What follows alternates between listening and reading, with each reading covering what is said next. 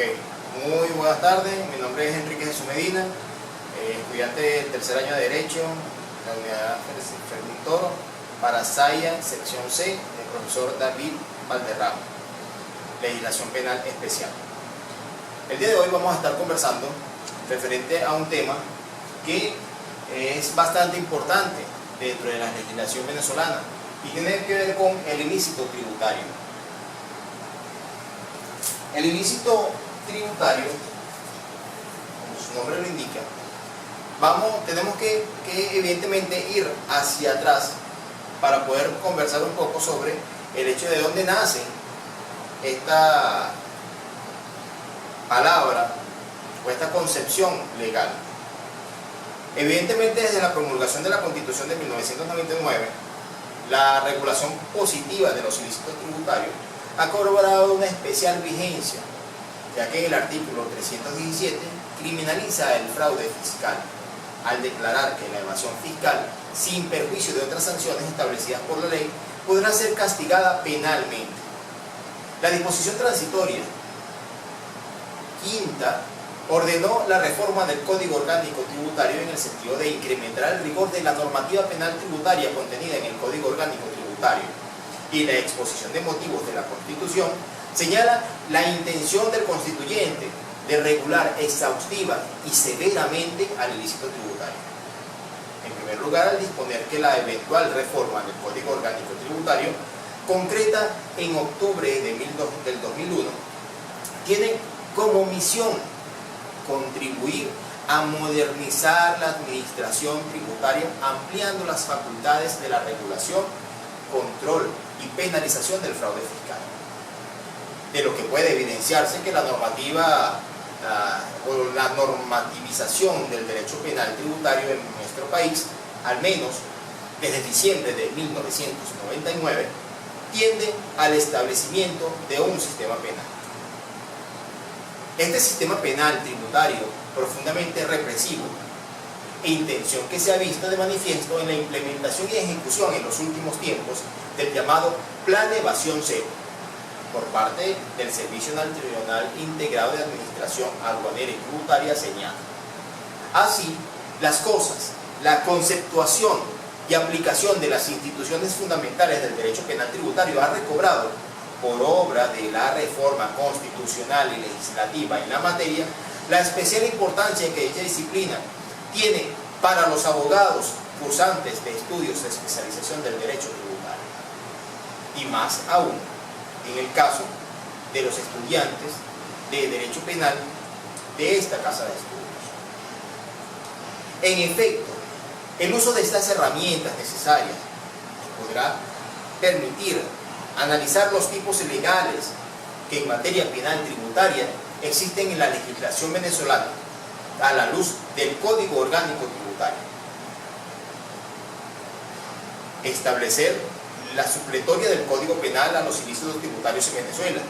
Conocer incluso los procedimientos para la aplicación y práctica de los ilícitos tributarios. Y determinar debidamente las sanciones para cada uno de ellos.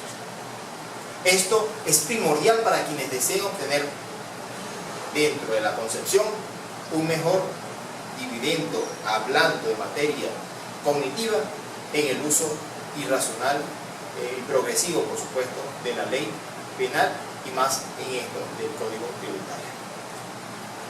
Ahora bien, definamos qué es ilícito tributario.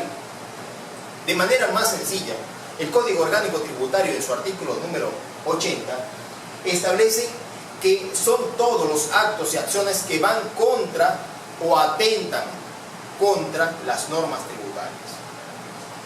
En segundo lugar, debemos de ver con respecto a la clasificación de los ilícitos tributarios, las cuales básicamente se conforman en 4 categorías.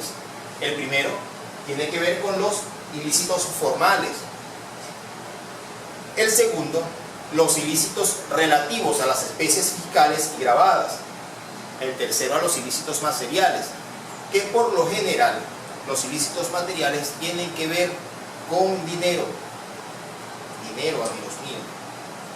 El dinero que va en base a la primera defraudación de cuánto ganamos y cuánto declaramos, evidentemente tiene una connotación allí. Los ilícitos sancionados con penas restrictivas de libertad, como cuarto punto. Vemos que el artículo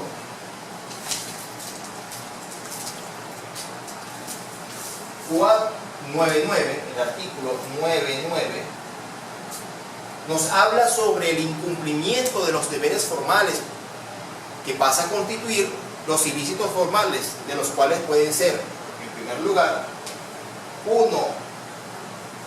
La inscripción en los registros exigidos por las normas tributarias específicas o respectivas. Emitir o exigir comprobantes. Llevar libros de registros contables especiales. Y presentar declaraciones y comunicaciones. En cuanto a los ilícitos relativos a las especies fiscales, estos están originados por la importación, industrialización y comercialización de, miren, es que tengo aquí, de alcoholes, especies alcohólicas, cigarrillos y demás manufacturas del tabaco, que acarrea multas incluso de 50 unidades tributarias a 300 unidades tributarias, y el comiso de aparatos, recipientes, vehículos e instrumentos de producción, materias primas, en caso de una industria clandestina, y el comercio de las especies fiscales. ¿Qué tienen? No les invito. Ahora bien, otra de conceptualización, vemos como punto siguiente, tiene que ver con los ilícitos materiales. Como ya les he dicho antes, miren, vamos a sacar este video. Los ilícitos materiales tienen que ver con dinero y constituyen ilícitos materiales. El retraso u omisión en el pago del tributo o de sus porciones, el retraso u omisión en el pago de anticipo, el incumplimiento de la obligación de retener o percibir, la obtención de devoluciones o reintegros indebidos, también se realizan y tienen que ver con los ilícitos materiales. Ahora bien, la defraudación tributaria.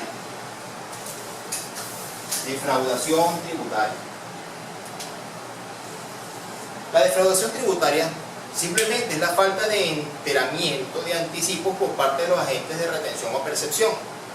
O sea, que la divulgación, ese uso personal o el uso indebido de esa información confidencial proporcionada por terceros independientes que afecte o que pueda afectar su posición competitiva, o sea, bien sean estos funcionarios o empleados públicos, sujetos pasivos y sus representantes, autoridades judiciales y cualquier otra persona que tuviese acceso a dicha información, allí ocurre una defraudación tributaria. Ahora, dentro de estas características, las penas por defraudación, tenemos que ver, evidentemente, la que tiene que ver con la prisión de 6 meses a 7 años, la media de 3 años y 9 meses. Se aumenta la pena de 1 a 2 tercios cuando la defraudación se ejecuta mediante la ocultación de inversiones realizadas o mantenidas en jurisdicciones de baja imposición fiscal. Cuando la defraudación se ejecuta mediante la obtención indebida de devoluciones o reintegros, la pena evidentemente será de prisión de 4 a 8 años y la media de 6 años. Circunstancias que eximen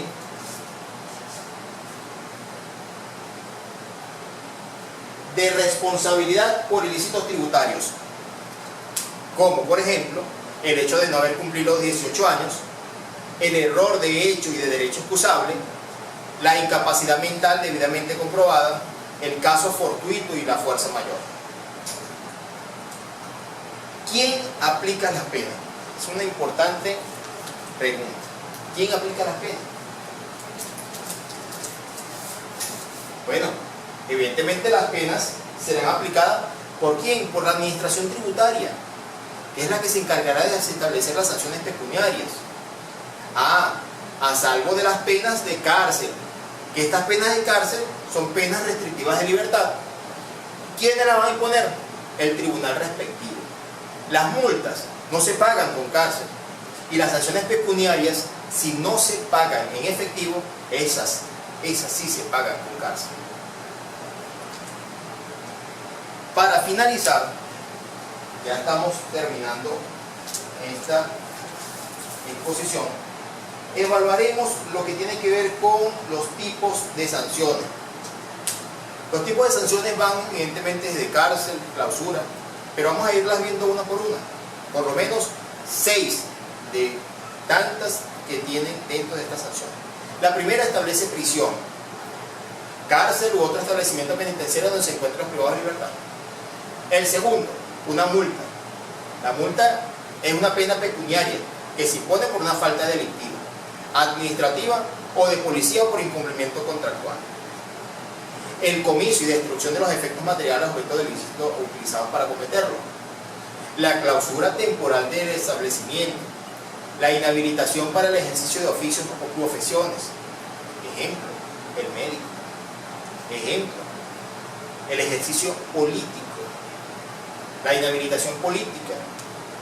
Ya hemos visto casos como en su momento lo que tiene que ver con el ciudadano, discúlpeme la cuña, ¿no? Leopoldo López en su momento, o algunos alcaldes también en su momento, que hicieron y no declararon lo que tenían que declarar con respecto a sus propios recursos, y eso estableció una pena directamente por la Contraloría General de la República, directamente en virtud de ciertas cuestiones de sus declaraciones, en virtud de ciertas cuestiones que tienen que ver con ilícitos tributarios.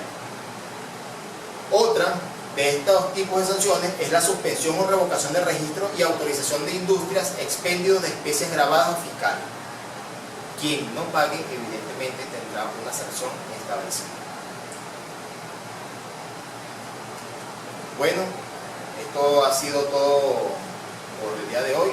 Para la Cátedra de Derecho Penal Especial, el profesor David Valderrama, para Saya, sección C. Muchísimas gracias.